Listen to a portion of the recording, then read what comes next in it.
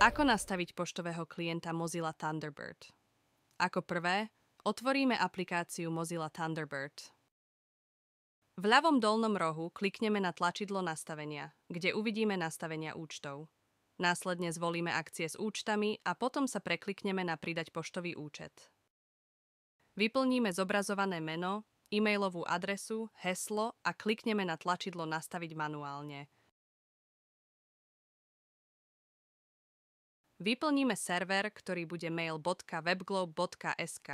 Nakoľko volíme šifrované pripojenie, port pre server prichádzajúcej pošty bude 993.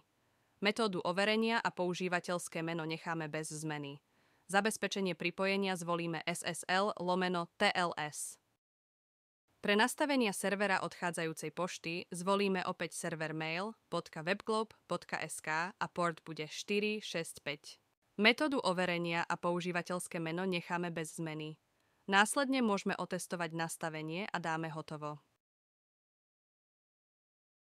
Poštový klient sa nám úspešne podarilo nastaviť.